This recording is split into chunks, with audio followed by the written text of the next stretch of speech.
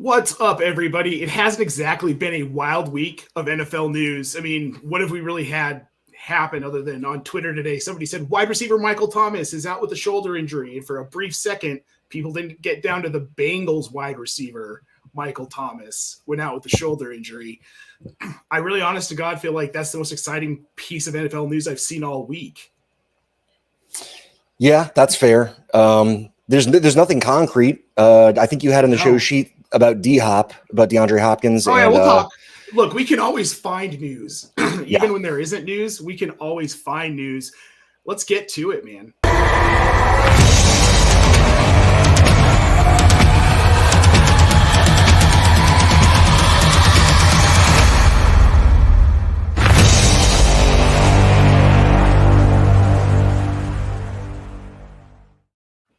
I love how mid-intro video, I realized I forgot to pull that banner down that I put up before we even went live. That's a nice trade. I like it.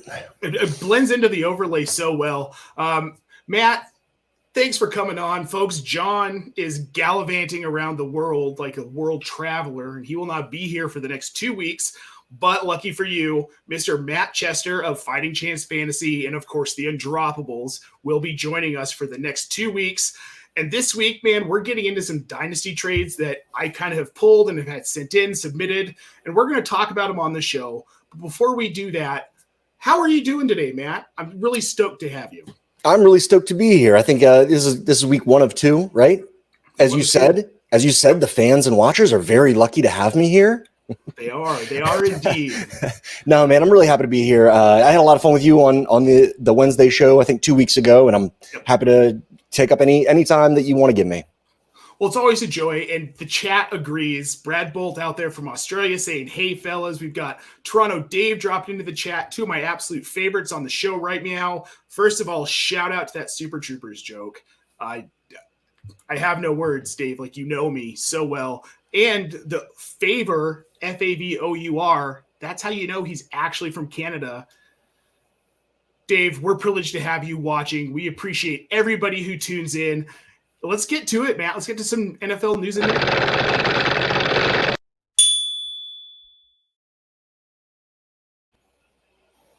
All right, Matt. So the first thing, and you mentioned this on the show sheet tonight, I want to talk about this Austin Ekeler news.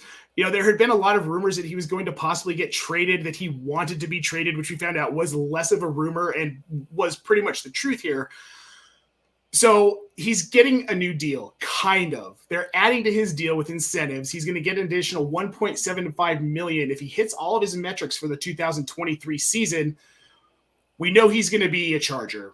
Here's my question, Matt. Is he still a top 5 fantasy asset heading into 2023? Can we name? So you're talking about redraft, right? Season long. Yes. We'll talk about redraft, but also in Dynasty. I mean, is he a guy who you think has another 1 or 2 RB1 seasons in him? He could, but it won't be on my team because I don't have any, and it's just a risky acquisition at that age. I don't really understand the updated contract because it doesn't seem like less than $2 million if he hits all of his incentives. Is that incentivizing for him to be happily back with the team? So I don't know if he just looked at all of his options and thought that this was the best that he was going to get, but I don't know. He's on the edge of top 5 in season long leagues. You know, you definitely can't put him ahead of Justin Jefferson. I would still have Kelsey ahead of him. As far as running backs, he's behind Bijan. He's behind Jamar Chase is another one that I would put ahead of him. That puts him at the 5 line. So I guess if you have faith in him, you could count him as a top 6, and that's fine. Okay. So what if we see a shift in what the Chargers offense does? Because now Joe Lombardi's out, and we've got Kellen Moore coming in. And what if, and this is just a what if they stop asking Austin Ekeler to run the ball almost altogether? What if this is a guy whose touches get cut in half, but because of the type of OC Kellen Moore wanted to be so badly under Mike McCarthy, it just never got the opportunity to be? What if we see Joshua Kelly take over some of those takes and he turns into like a Tony Pollard guy where he doesn't have to run the ball a lot, but his pass catching upside, like we know what he can do when they throw him the ball? Josh Kelly is the most fun, free guy that you absolutely can't sell to anybody. You can't. Yeah, He's completely unsellable. And as much as I want to go to my league mates if I want to clear a roster spot and say all the things that you just said, there's no way anybody would believe it. But he's a wonderful stash. Of course, he's a wonderful stash. Okay. Does that change how you feel about Austin Ekeler? No, and I don't really mind. I don't remember what his rushing yardage was last year, but if his rushing yardage gets cut in half, I don't think that it's really going to hurt him that much in fantasy, as long as he can keep his pass catching ability and volume high and efficiency. I want to say he's got like 30 touchdowns over the last 2 seasons or something like that. So if the offense steps up, that should take over if they want to give him a little bit of relief in the rushing game. That was never his strong suit. That was never the thing that was getting the points on your team. So all of these mix-ups are kind of a wash to me. It's just the age that's kind of putting me off of him, as RBs tend to fall off hard. And if you waste a top 6 pick in a dynasty redraft, that can lose you your league. Sure. I think what's kind of if they go to Kelly more often, I think it elongates his relevancy. So I think for me in Dynasty, I still am willing to hold on to him for maybe a little bit longer than someone like you who, and I don't disagree, that the age cliff is real. It's real at running back. It's real at wide receiver. These guys can only play for so long. Why that's changed so much over the last 20 years, I mean, that's another show to debate that. But I think if you just kind of lessen his workload in the running game and let him just be that dynamic pass catching back who maybe has 10 carries, maybe has 8 carries a game, but you're targeting 8 to 10 times a game. He's coming out with 6 catches and 2 touchdowns. I think that's the kind of back we could see. Love that. They just started to use Kelly so much more towards the end of last season. And look, Kelly's not going to set the world on fire. He's not this dynamic running back. He's not a guy who's going to win your leagues for you. But he, like you said, the guy's a solid stash. He's someone that you more than likely don't even have to draft and redraft because he'll go undrafted. I mean, if you're talking about your typical 16 to 18 round redraft league, he's not going drafted. So you can pick him up ahead of week 1, see what happens. Maybe there's a guy on your team that you wish you hadn't drafted. I see that there's a little bit of upside there. This was kind of a tangent. I didn't expect to go all Josh Kelly on you guys. Yeah, you're right. I'm looking at all of his past scores, and he's never set the world on fire. Who was it last year that Ekeler went out and he's like, look out for my guy because I'm missing this game and this is going to be the guy. And he kind of hit. You remember who that was? I can't remember who it was. For some reason, I wanted to say it was Justin Jackson. I bet you it was Justin Jackson. It was Justin. So Jackson. that might have been 2 years ago. But so we say, Josh Kelly's not going to set the world on fire. I think as a player, he's shown that over the 3 years that he's been in the league, 4 years. And, I kind of put him on the same level as maybe Breida being the only guy behind Saquon. Sure.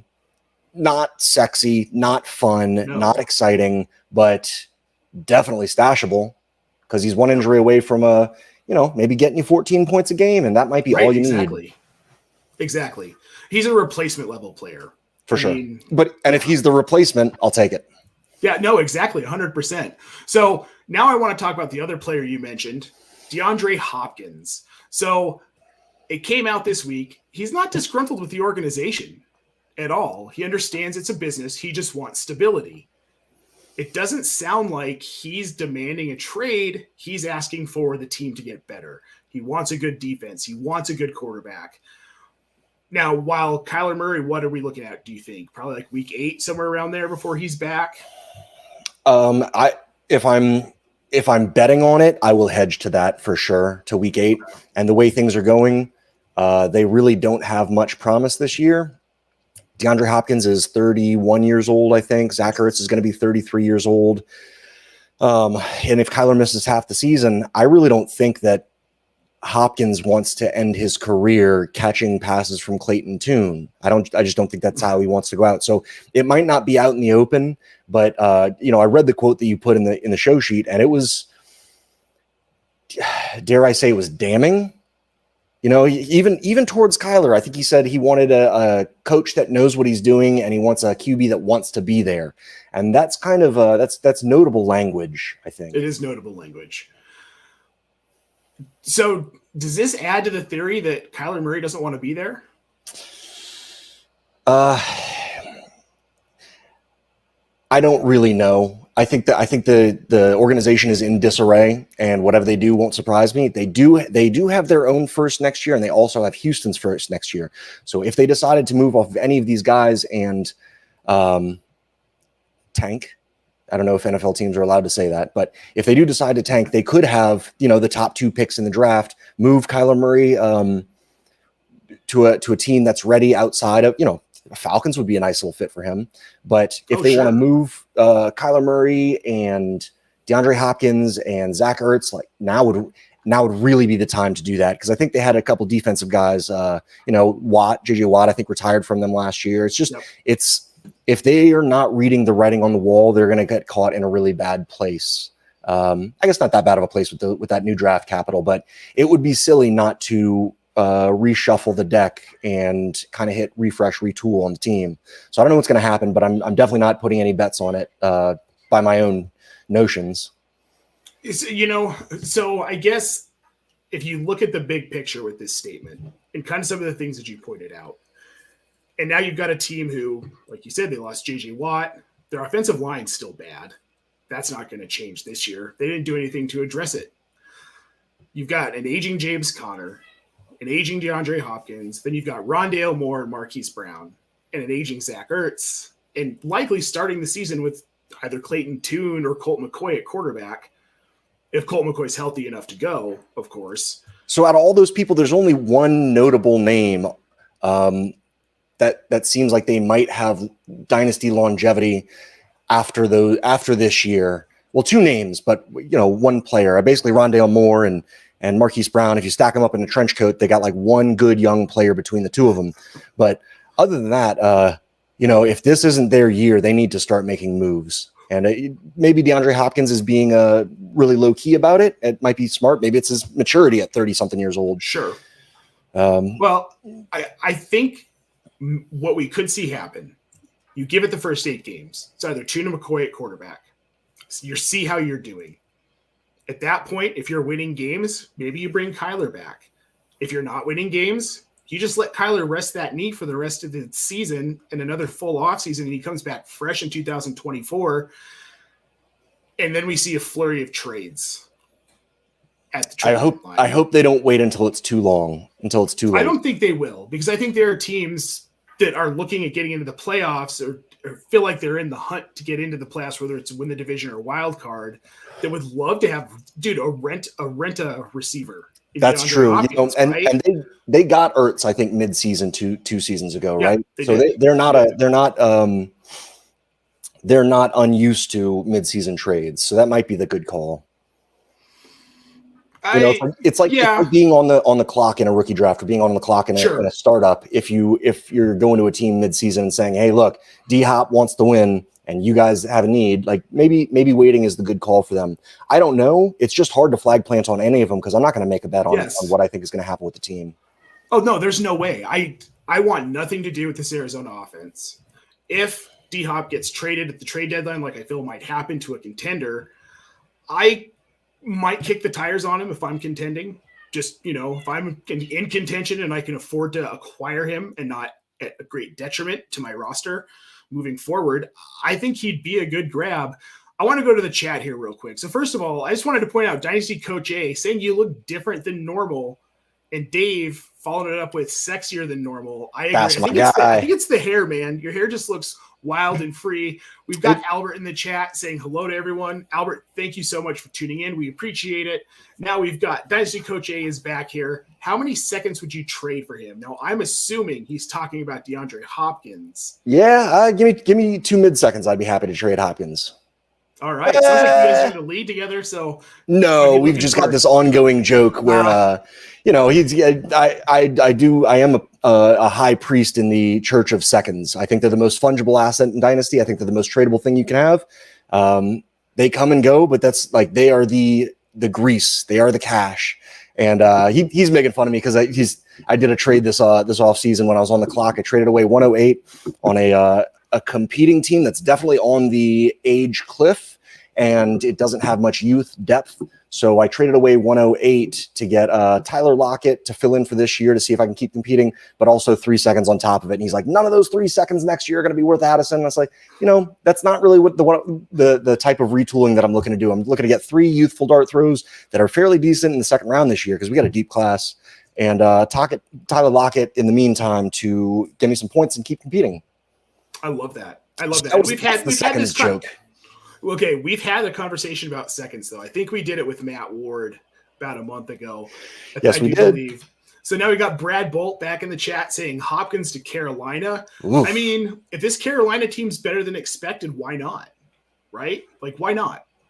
They could use a little bit of a veteran presence, and something to bring up that wide receiver room just by one position, because right now they've got, like, as John would say, they've got like 4 fifth-round wide receivers. And if they could get one to really help them out, them trading DJ Moore away to get the pick for Bryce Young isn't going to help Bryce Young. No. That dude might struggle for a little bit. Well, I mean, he's got Adam Thielen, right? Like, that's a pretty decent veteran presence. It's not the talent of a DJ Moore or DeAndre Hopkins, or D-Hop. Yeah, sure. All right, now Toronto Dave, Nuke probably going to go to a contender. No, and I think we've kind of settled that. He's definitely going to a contender if he gets traded. I could see a midseason move to the Bills. That would fit. I could see that. That would be a really good fit. Put him alongside Stephon Diggs and Dalton Kincaid. Yep. I don't hate that. All right, and last comment, then we're going to get on to our next section here, our next segment. This is the second conversation about it. Dave. Second. I get it. I love it. All right, guys, it's time to get into some Dynasty trades.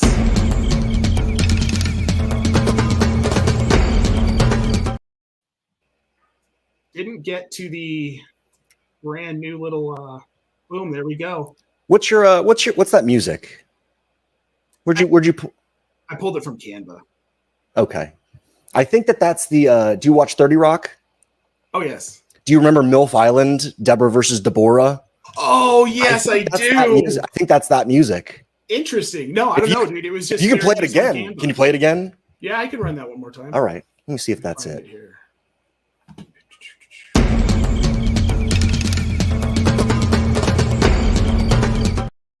I think that's it. Very cool. Throwback.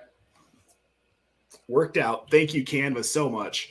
All right, so dear listeners and dear viewers, today we compiled a bunch of trades. Trades that have happened in the last 2 weeks. Trades of all different types, but every trade that you are going to see is in a 12-team Superflex PPR league, unless otherwise noted.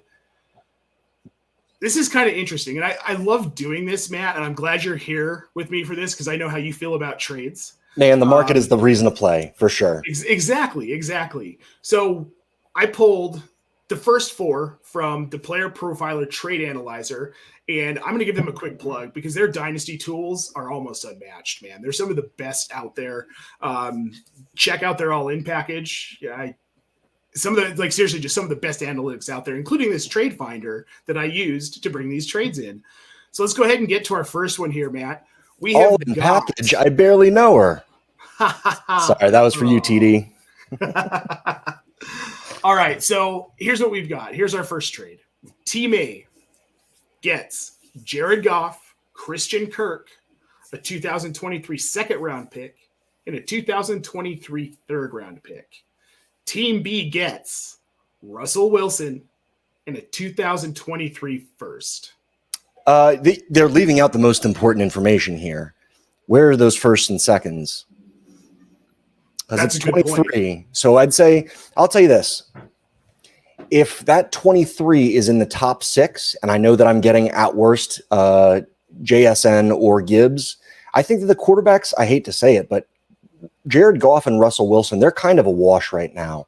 So sure. I'd want to go with the rest of the trade. Now, if that 2023 first that comes with Russell Wilson is, I know you like Zay Flowers, but I'll pick on him for a minute. If that's Zay Flowers, then I'll lean Christian Kirk and a second and a third, depending on what those seconds and thirds are. So we really need more information on this trade because it is so, the tiers are going to be what makes the difference in this trade. What do you think? Okay, so let's say they're all mid-round picks. Well, mid-round is 106 and 107. And if that's Addison, I don't want it. But if that's JSN, I do want it. You're not going to get JSN that late. At 106. Hype now. I don't think you'll get him at 106. Well, then count me as Stroud would be even better. Gibbs is fine. All I'm saying is that tier break at 106, 107 is if it's under the 106, I'll take that side. Because basically 106 versus Christian Kirk and mid-second, mid-third, I'll take the 106. And that would be the difference making it in the trade because the QBs are kind of a wash, unfortunately. Sure. I disagree with the quarterbacks being a wash just a little bit. Okay. I think. You're Denver, though. You homer. I know. No. This isn't going to go the way you think it's going to go. I think Russell Wilson's going to be fine, but fantasy-wise, I don't think he's going to be a great asset. Ooh, so you lean Goff between the two? I'm leaning Goff between the two. Wow, cool. Goff is younger, right? Mm-hmm. Goff is considerably younger. Goff had a few bad seasons in a system that didn't favor him. He couldn't do the things that McVay wanted him to do, and he lost Todd Gurley. Okay. And think about their backfield. Think about that Rams backfield post Gurley. It wasn't good. I don't remember who it was. It was Darrell Henderson? No. Darrell Henderson for a minute. But no. See, that's nobody. How. Yeah, you're right. It was nobody's. Goff is in a bad situation in LA. Look, they're sold to get Matthew Stafford, who is a better quarterback than Jared Goff. But what did we see Goff do at the end of last season? He almost got that Lions team into the playoffs. I like Goff. I'm with you. Now, I think when we talk about age for quarterbacks, I'd rather talk about it in terms of NFL lifespan, and they might be the same age despite being, born 8 years apart. They might be the same NFL lifespan left. So I don't know if I'd count the age. They could both play another 5 years. They could both play another 1 year. We just don't know. Okay, fair enough. I think Goff is going to be fantasy relevant longer than Wilson. Cool. I think we've got probably another 5-6 years of Goff being fantasy relevant. Ooh, that's spicy. I don't think it's that spicy. What is he? 27? What are you paying for him if you see him as a 5-year starter? Well, okay. Now, to be fair, he's not even in my second tier of quarterbacks. He's like, I'd say QB 13, QB 14 probably is where I'd have him, maybe QB 15. I don't hate that. He's a super flex quarterback. So what's the price? What's the iron price? Let's say you want to do a pick for him or say 2 picks for him if you want to give a little more context. Well, if we're doing 2 picks, if I've got a late round second, I'd be willing to give that up for him. And if I had to, I'd throw in a 3rd round pick. If we're going straight up and I had an earlier second, I'd probably give up an earlier second, like I would 2-3, 2-4, something like that. Yeah, I would too. I don't have the faith in him that you do, but I would still give up a 2-4 for him for sure. Well, like he doesn't have that rushing upside. That's okay. That is okay. Dude, their running backs are David Montgomery and Jahmyr Gibbs. Jahmyr Gibbs isn't a running back. He's an Aaron Jones back, right? An Alvin Kamara back. So you're not going to get a lot of rushing production out of him. But, dude, we haven't seen David Montgomery be consistently healthy. So David Montgomery goes down even for 2 weeks. All of a sudden, this offense turns into a pass-happy offense. Yeah, that's right. They just got Sam Laporta. They don't have DJ Chark anymore. So you're looking at Amon-Ra and Sam Laporta. And Jameson Williams after week 6 because he got Jameson suspended. Williams after week 6. But Gibbs is part of the passing game. No, I like all the things you're saying. They're a porous defense, so they're going to have to run it up. And their offense was very high scoring this last year for the same reason because they were always playing catch up. But that made for really good fantasy football, didn't it? Yes, it did. Yeah. Yes. Okay, so we've got a comment in the chat that is pertinent to our conversation. CJ Anderson was the backup to Gurley. That's correct, Brad. I can't believe that I didn't remember this because I love CJ Anderson. Love CJ Anderson from his time with the Broncos. He did have a good half a season, didn't he? Half a season with the Broncos? No. Oh, with the Rams. Yes. Yeah. Yeah, he did. Cool. Okay. I like it. It blows my mind he's out of the league. Like, it really does blow my mind that he's out of the league, but it happens. So I want to go to another thing, actually. This perfect transition that blows my mind. It's this trade. What's going on here, Matt? So I'll read it for the audio podcast listeners here real quick. Team A gets Justin Jefferson. Team B gets a 2023 first round pick. It's the third pick. The 2023 first round fifth pick and a 2024 first. So we're talking 3 first round picks. All 3 of them could be top 5 picks, but we know at least 2 of them are top 5 picks for Justin Jefferson. How do you feel about it? Well, I'll tell you how I feel about it. The person trading all these rookie picks must have like 5 more in the first round to give up that kind of capital for Justin Jefferson. I love Justin Jefferson, but in Superflex, he's not a quarterback. I don't know if you love him enough because I think he outscored all but maybe 3 quarterbacks last year. So he did. He can be a Superflex. That's the thing about that's the cheat code about Justin Jefferson is that honestly, I wouldn't trade him away for 103, 105, and a random 24 first. I wouldn't do it. The only way that I would do it is if Bijan was in there, or at least if one of those was 102. I'm not one to plant flags. I'm always one to play the market and play attrition and let other people do their flag plants. And if they hit under 50%, then I'm just going to play the field and hit over 50%. So I don't like flag planting on Anthony Richardson. My rostership percentage says otherwise, but if you're getting Bryce Young and Gibbs and a random 24 first, it could pay off, but JJeff is him. He's just the guy. Very true.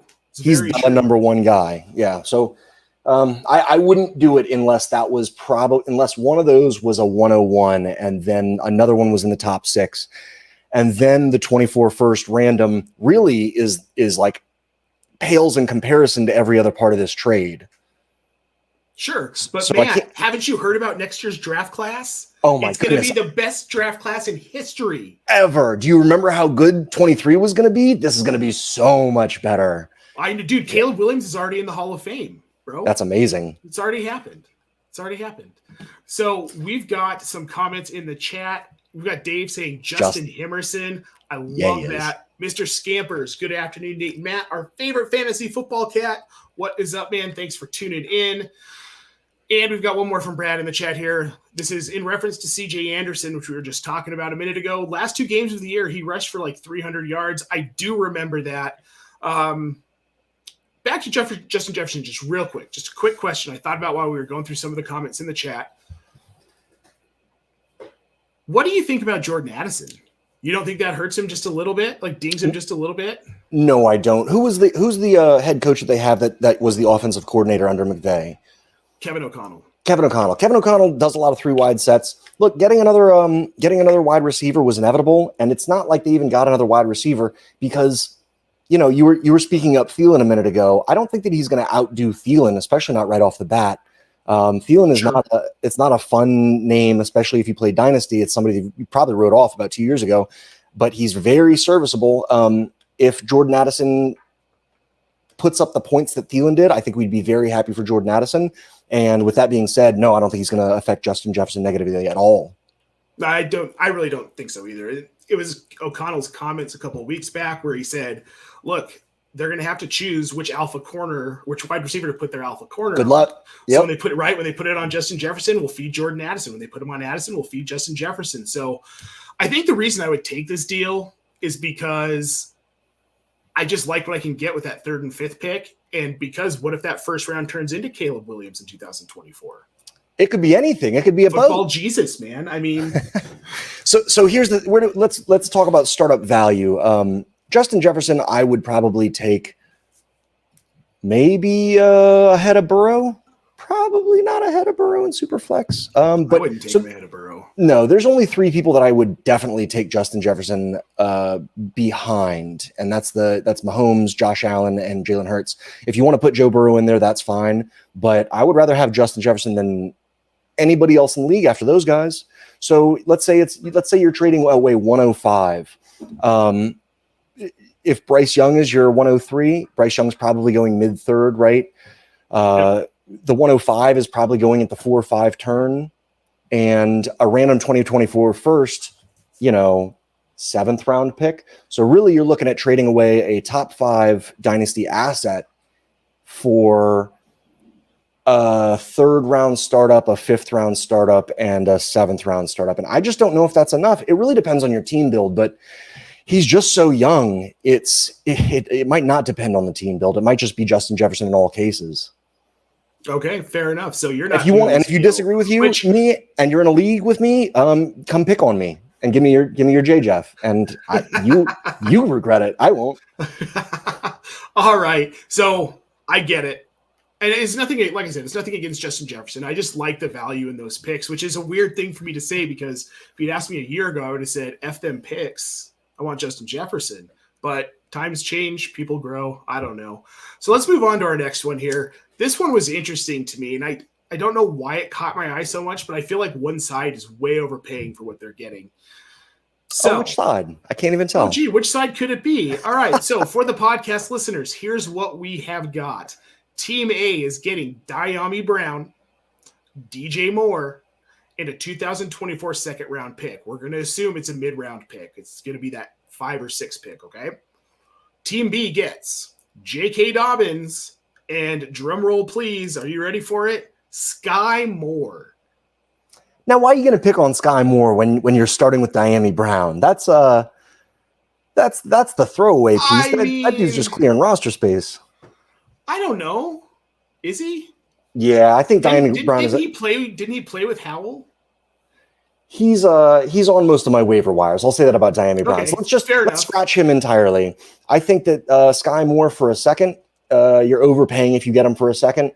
But I don't think that the difference between J.K. Dobbins and DJ Moore is a personal one. That comes down to dealer's choice. And if you want to move from J.K. Dobbins to DJ Moore and the guy is giving you a hard time about it, I can see why somebody would overpay and pay a second for Sky Moore to make that deal that they originally wanted happen.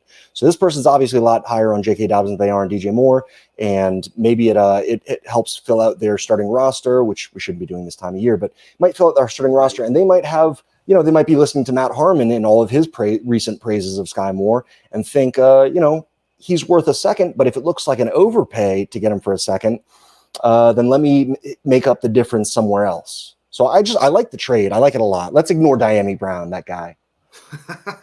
I mean, you make some good points, and I don't hate the trade altogether. The issue for me is I don't want that Dobbins Sky Moore side in this trade. I don't want it because I have concerns about what J.K. Dobbins is going to be in the Todd Monken offense. He's not really a pass-catching back. They're going to be throwing the ball a lot. I think that there's a world where Justice Hill actually sees some usage. I got offered him in a trade the other day. I won't say from who because I don't remember. But then you've got Sky Moore. And look, nothing against Sky Moore. I liked him coming out of college. That's not the issue. The issue is he plays for Kansas City. They don't feature wide receivers. They just don't. Their third highest targeted guy is always wide receiver 50. Exactly. Yeah. And there's no way Sky Moore, you've got Kadarius Toney there. And then you've got Travis Kelce.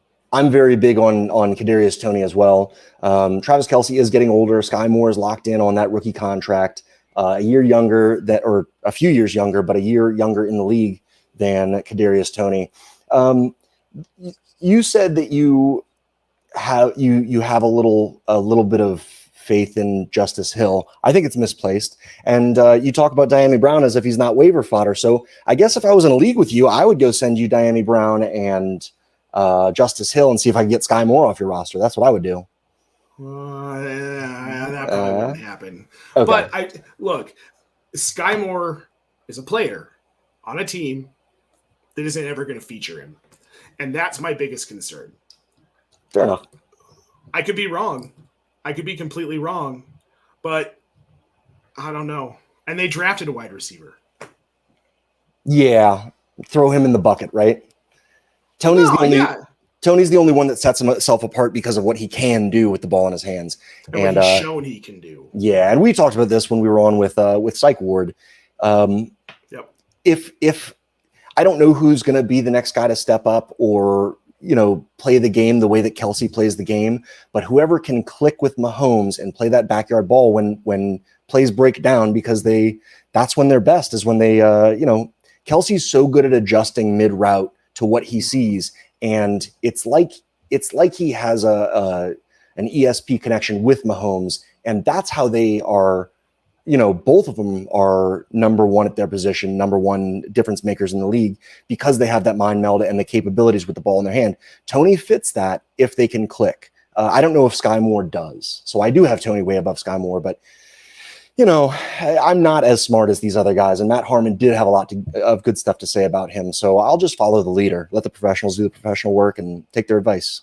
All right. Well, let's move on to our next trade so we can give our professional advice. Because, Matt, we are kind of professionals at this, right? Like, we spend enough time on it. All right. So, another trade with Jared Goff. Ooh. Okay. For our podcast listeners, here we go. Team A gets Jared Goff and the 2023 101 for Justin Herbert, Clyde Edwards-Helaire, and Aaron Jones. Can we call that 23-101? Can we just call it Bijan Robinson and Jared Goff? Yeah, and I was just going to say that. Okay, and that's how I'm looking at this trade. Justin Herbert for Jared Goff, and then Bijan for CEH and for Aaron Jones. How does that make you feel inside, Matt? I'll tell you how I feel. If you're even half right about the 5-year Jared Goff plan, if he plays for 3 years at a low-end QB1 performance, and you get to add Bijan on top of that, I think that more than makes up for the difference between Justin Herbert and that package, because Aaron Jones is going to have another good year, maybe 2, but I'm certainly not betting on it, or else I'd be buying more of him. And Clyde Edwards-Helaire, boy, that's a dart throw that I couldn't get an early third for in the leagues that I'm trying to move off of him, and that's why I'm ending up with him on 25% of my teams, because nobody wants CEH. Now, right. we might be wrong about how CEH is going to do this year, and we might be wrong about his longevity in the league, because I think everybody's basically already written him off. It's not like, well, one more year. It's I think in 2 years, if Jared Goff is still playing, then that side wins. I 100% agree with you. Great. I love Justin Herbert. I do, but there are things about him that concern me. There are things about Brandon Staley as the head coach in LA that concern me. I don't know that we're ever going to see Justin Herbert reach his full potential. I mean, I think we did. Real positive, kind of. We did 2 years ago. He was the overall QB2 at the end of the year, so we know what he can do. But can he? But last year he was like a QB2. He was horrendous. Yeah, he was horrendous. Go now, not horrendous. Like, he was better than. For his price, he was. For his price, he lost your leagues. Sure, he did. That's a fair point. Yeah, I think I'm with you on this. I mean, you're getting Bijan and Jared Goff, who you're obviously, again, not relying on him to be your starting quarterback. And if you're willing to trade Justin Herbert, then you obviously don't need a QB1. You're rich at QB, so why not? Why not do that to get Bijan? You know what? I think it's a great deal. And while it might lose on paper to downgrade from Justin Herbert to Jared Goff outscored Justin Herbert this year. So weirder things have happened, and I'd rather, boy, oh boy, is that second piece super juicy for that downgrade, which might actually get you more points. Yep. No, exactly. So in the chat, we've got Brooks Durham. Thanks for tuning in, Brooks. We appreciate it. He's with us here. I like Herbert, but not the other two players. Like, you're so capped with Aaron Jones because, like you said, 1 or 2 more good seasons. We don't know if we're going to get that second stellar RB season out of him. That dude, I'm just realizing he is super discounted Austin Ekeler, isn't he? Yeah, no. Super 100%. discounted. You could probably get hit, if it's going to cost you 110 to, something in that 109, 110 range to get Austin Ekeler. First of all, I don't know if it'll get done. Second of all, I don't know if I would pay it. But you're looking at buying Aaron Jones for maybe a full round later, Yes. Yep. That's interesting. I might have to go play around in my leagues with that tonight. Okay. One more comment here before we get to our next trade. What if the 101 was Anthony Richardson? So Goff and AR for Herbert and Aaron Jones. I'm okay with that too. Yeah, I am too. Nate, what are we supposed to fight about? This is terrible content. Stop agreeing with me. No, it's great content. What are you talking about? We're telling people good moves and bad moves. We've disagreed a little bit. I don't think we're going to disagree on this next one. So now this was submitted by Zach Schultz to me on Twitter. Got his permission to use the graphic. This is from Sleeper. So Schultz is getting Patrick Mahomes and Tyler Chandler, the rookie wide receiver, for Trevor Lawrence. No, Ty Chandler is the backup running back behind Justice Hill, I think, or behind J.K. Dobbins, right? Yes. No, you're correct. He's like the third string purple running back, and I get the purple teams confused. Yes. But either way, I'd say he and Deion Jackson kind of scratch each other off. So let's leave those ugly parts out of it. And you know what's left is Pat Mahomes and Trevor Lawrence and two other ugly parts, because a 24-second doesn't really move the needle in a Mahomes deal. 2026 first. 26. First of all, I mean, I'm not going to say how's your league allowing that, because I think people should be going for 26 first right now, but not in a deal like this. No. I don't know. I don't know if I've ever seen. Somebody said this a while back, and I started scratching my head and looking around, and they were right. I've never seen somebody trade away Pat Mahomes and be happy about it. I don't know what a package would cost for that to be a good deal. He's going to be elite for the next 5, 6, 7, 8 seasons. He's going to be a QB1 plus, right? Yeah. Plus. I mean, he could be QB1 in that QB1 tier for the next decade. And we say QB1, but we could even call it just player one overall. Player one overall. And the upside's there for Trevor Lawrence. Obviously, we saw him last season look like the guy we expected in his rookie season if he hadn't had Urban Meyer. I guess if you took out the Deion Jackson and the second, and you traded away Pat Mahomes for Trevor Lawrence, a 26 first, a 25 first, and a 24 first, I'd definitely consider that as a package to move Mahomes. But even still, how different is that from this trade? That's very different. I just don't think I have the balls to move Patrick Mahomes. And I was thinking of Trey Palmer. Okay. For some reason, I went Trey Chandler. That must be the wide receiver. Yeah, Tyson Chandler. But Chandler. The fact that we're doing this says what it is in the trade, which is a silly. Sometimes I don't like including players like that in trades like this, because it just mucks up the trade. It just makes it ugly. And even if that's a psychological factor, I'm not trying to make a trade with Pat Mahomes look ugly to anybody. So good job getting this done, Schultz. Yeah, man. Well done. Yeah, so Mr. Scampers in the chat correcting us. Ty Chandler is behind Alexander Madison in Minnesota. And if you ask Nate, he's behind Justice Hill too. Probably. Everybody's behind Justice Hill. Justice Hill, RB1, baby. Heck yeah. All right, so let's get to our next trade here. This is from Open 24 Hours. This Wan'Dale Robinson for a 2025 fourth and a 2023 402. The only way I'd feel good about sending Wan'Dale for this is if there was somebody on the clock at 402 who I thought was matchable, because a fourth 2 years down the road doesn't matter at all. Who's going to be Tank Dell? I could see doing a Wan'Dale. Fair. Yeah, I could see a Wan'Dale Tank Dell swap, or maybe even if you have Breece Hall and Izzy Abanikanda falls there, I could see doing a Wan'Dale for Izzy swap. If you get a fourth on top, something like that, but.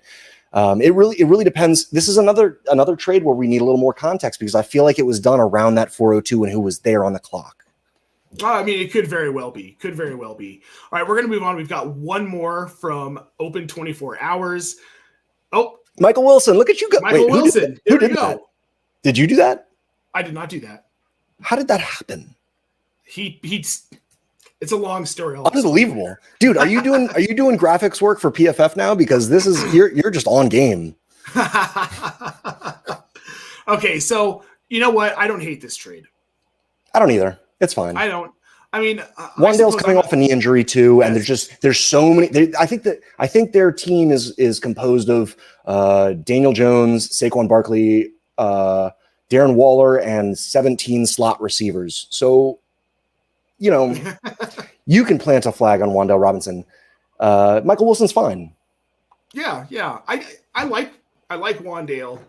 But like you said, I mean, it's Paris Campbell, it's Darius Slayton, it's Sterling Shepard, Jamison Crowder, Isaiah Hodgins. It just keeps going, man. And I think endless. Out of that group, if one of them is going to be successful, it's probably going to be Paris Campbell because I mean, you know the skills there. Okay, I feel like you and I have talked about this, but I like Paris Campbell, and he had a decent season last season. It was the first time we've seen him play an entire season, and if he can stay healthy in New York, I mean. I could see a world where he does really well with Daniel Jones. From an arm perspective, Daniel Jones isn't that much different than what Matt Ryan was when and all these slot receivers, especially Paris Campbell, are kind of gadgety players. And if Daboll is going to draw up plays for Paris Campbell, I could see that working out. I'm not going to flag plant again on all these different New York Giant slot receivers. Yeah. It's just too hard to bank on. Well, no, you definitely shouldn't plant your flag on any of these guys. But if I had to pick one, like I said, it would be Paris Campbell. It does make Waller very interesting. Oh, I'm all in on Waller. Me too. He's fun. He's exciting. He's going to go off, man. I accidentally put him at, I think, tight end. I went on with JCJ Dynasty and Fantasy Nerd Boy last night on Dynasty Degens, and it was a full tight end show. We had to do our tight end rankings in Dynasty, and after I think it was like Freiermuth at 7, it just got so disgusting. And at that point, Waller and Njoku were kind of tied at 8, and everybody else I didn't want to give an answer for. So Waller's interesting. If he stays healthy, he could tilt some teams in a good direction. Oh, he very well could, kind of like Evan Ingram did last year that nobody expected. Yeah, good call. Yeah, I love tight ends. It's my favorite position in fantasy. Me too. I don't even know how the hell that ended up happening. Honestly, like I swear to God, Andrew Cooper, I am not copying you. I just, for some reason, love the position. It's something that's materialized over the last, probably like year and a half. I don't know. So when you like to scoop up, I like to have at least 2 top 6 tight ends in every tight end premium league. If I have a lot of my leagues have Hawkinson and Goddard as just a pair, and I like to go bully tight end. It's a position that can set you apart if you are stealing that production from other teams in your league, and you can start them in your flex. Starting Goddard in the flex is a literal flex on the rest of your league, and when they miss time, you are never scared. You know, so I love tight ends. I'm with you, dude. I don't know what it is, but I got a little bit of a fetishization for them. So you're gonna love this. So I'm in a league. It's called the Chaos League, right? It's like it already. It's 2-point tight end premium PPR, and we have 12 rules that are just like absolute chaos. Like you have to pick a backup quarterback every week. One who's on the waiver wire. If that backup quarterback takes a snap, he replaces your starting quarterback. So like I got screwed. Logan Whiteside took a kneel down at the end of the first half. The first season we did this league, right? He was the one I had picked. And that same week, I think Justin Herbert had like 45 points, right? So I ended up getting like negative 0.1 points out of Logan Whiteside to replace Justin Herbert. But I digress. That's why you hate Justin Herbert so much, huh? No, it's because he plays for a rival team. Duh. No, Homer, you old Mims loving Homer, you. I like Justin Herbert. He's just as underperformed, and I'm really hoping that Kellen Moore can get something out of him. But I mean, we need to get out of Dak Prescott. Right. Let me ask you this, you Homer. I'm on the clock in a league with 206, and I'm looking at a few guys. I think Downs might be one of them. I'm not big on Downs. I know a lot of really smart people are, but I just don't like his setup this year. Anyway, would you go Mims or Laporta at 206? You need both positions. Laporta. I think I'm going to go that way too. And he might fall to me at 209. And if he doesn't, I'm not too upset because I'll get Downs or one of the other ones. It's fine. Sure. The thing is like, I but like we bully tight end, talent. don't we? Yeah, well, yes, of course. Dude, you should see some of my rookie drafts. I took 3 tight ends in one. I ended up getting Mayer, and then I got Laporta, Mayer, and Musgrave. Sexy. All in one. Sexy. Yeah. Great way to fill a taxi, too. No, damn straight, man. The thing about Laporta is that there's a clear path to him being fantasy relevant because if you look at that offense, they lost Quintez Cephas. Done. Suspended for the year. Wait, really? What happened with Quintez Cephas? The whole gambling thing. Oh, he was in that. He got a full year suspension. Oh, so Jameson Williams got a 6-week suspension. Jameson Williams got 6 weeks. Okay. So now you've got Amon-Ra, obviously the alpha in this offense. Gibbs, probably the second pass catcher. Probably, and then Sam Laporta. And that's it, right? And because we play such a fickle game, an opportunity, if you keep your finger on the pulse and you like to always play around, Sam Laporta during those first 6 weeks without Jameson Williams could really show something. And all he has to do is flash for, let's say, if a rookie tight end flashes in the first 6 games, if he flashes, if he hits like 15 points 2 games in a row, you have a massive bump in value from what you got at 206. Massive. Oh, 100%. And I think people forget Jared Goff made Gerald Everett relevant. You remember that 6-week stretch down the end of the year when Tyler Higbee was it was Tyler Higbee that was sorry, yeah. We're going back. Yep. Jared Goff, if he has a good tight end, he'll throw the ball to him. I mean, so he threw the ball to Hawk a ton before he got traded. And Higbee too. Higbee was the guy that broke the record for a 6-game stretch. I think his last 6 games in a.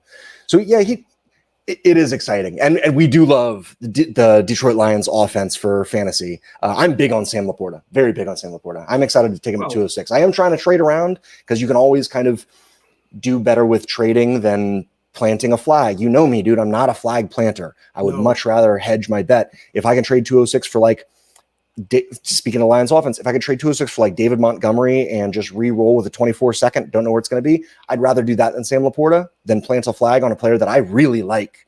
But if I can't do a trade, I'll be very happy getting him over those other receivers, especially if I'm going to get my, whoever falls to 209 with that same receiver tier.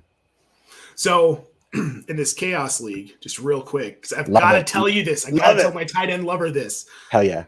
Oh, God, that sounds awful. Anyway, we're going to move on from that. Terrible. Probably cut that out of the audio version. Don't you dare. We're naming the show Tight End Lover. New show on Razzball, Tight End Lovers. This league, we have to start 2 tight ends. With a full point tight end premium, right? 2 point. Wait, full 2 point or 2 points per catch? 3 points per catch. Oh my God! Wow. And how many tight ends go? How many tight ends go in the first 2 rounds of a startup there? Oh God, I don't remember. 5. Starting with the startup was 3 years ago. So okay, but Kelsey manager won that league 3 years in a row, didn't he? No, I don't actually. Maybe I'd have to go back and look, but it's double super flex. Does that mean 4 quarterbacks or 3 quarterbacks can start? 3 quarterbacks can start. Okay. Wow. That's chaos, man. That's why we call it the Chaos League. That's so much fun. That's where we got it. All right, guys. I want to thank everybody so much for tuning in. I feel like our tight end lover talk is the perfect place to sign off. If you're not following him already, my fantastic co-host who has been under the wrong name here for most of the show. He is not Nate Paulvote. I am Nate Paulvote. I wish somebody would have pointed this out to me. Would have been nice. I actually noticed it, but I love the upgrade. I'll be Nate Paulvote for as long as you let me. Not when you see my hairline, my friend. Not when you see my hairline. Make sure you are following Matt on Twitter at FFMadJester. He's also doing work for the Undroppables. Fantastic content over there. You should be following all of those guys at the Undroppables. And Fighting Chance Fantasy as well. You guys have a great team over there. I want to thank you so much for coming out. Is there anything I missed? Anything coming up that you want to plug? No. So I've been on with you once this week. I was on with JWB twice this week. So check out JWB too. They got a lot of really good content, and I got to talk strategy and overall Dynasty strategy with Timmy Nubs at Nubs, 2 N's 2 B's. And I got to hang out with Skylar on Monday. That was really fun.